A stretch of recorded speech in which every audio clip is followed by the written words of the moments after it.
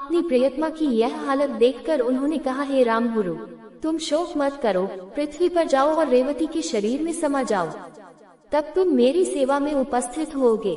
ये सुनकर नाग लक्ष्मी बोली, रेवती कौन है, वह किसकी पुत्री है और कहाँ रहती है, आप मुझे विस्तार पूर्वक बताइए।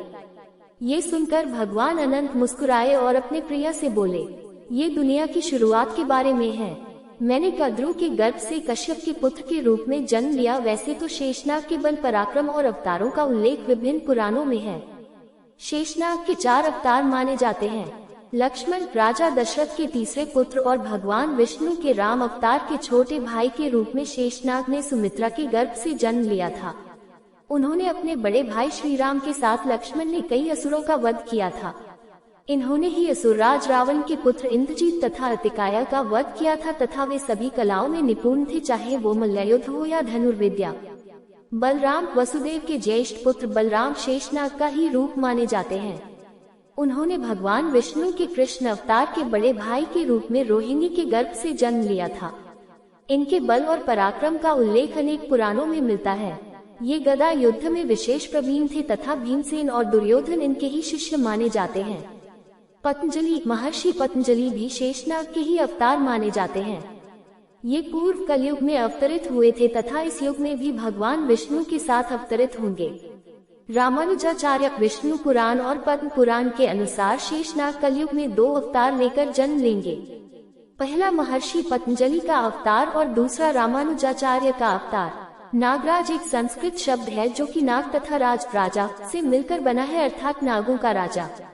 यह मुख्य रूप से 3 देवताओं हेतु प्रयुक्त होता है, शेषनाग, तक्षक तथा वासुकी।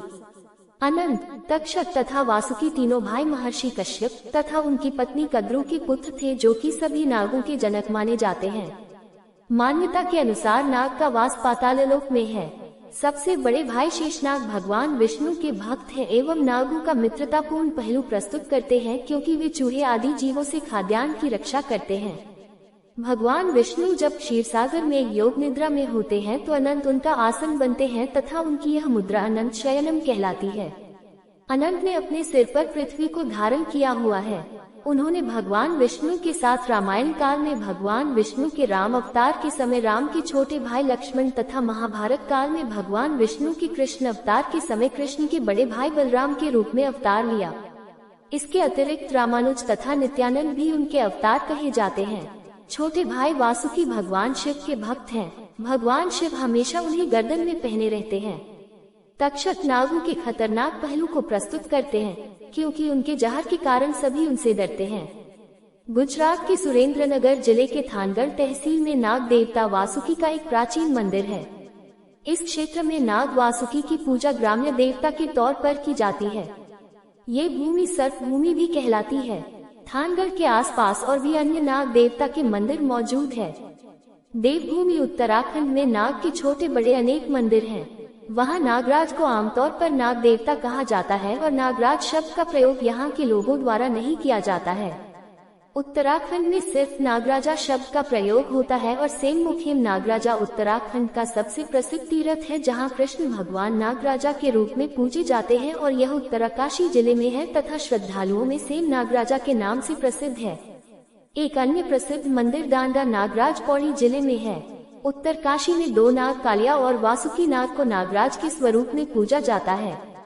कालिया नाग को डोडीताल क्षेत्र में पूजा जाता है और वासुकी नाग को बदगद्दी में तथा टेकनौर में पूजा जाता है। मान्यता है कि वासुकी नाग का मूल गणेशपुर में और पूंछ मानपुर में स्थित है। तमिलनाडु के जिले के नागरकोइल में नागराज को समर्पित एक मंदिर है। इसके अतिरिक्त एक अन्य प्रसिद्ध मंदिर मान्नारशाला मंदिर केरल के अलीप्पी जिले में है। इस मंदिर में अनंत तथा वासुकी दोनों के सम्मिलित रूप में देवता हैं। केरल के तिरुवनंतपुरम जिले के पूजापुरा में एक नागराज को समर्पित एक मंदिर है।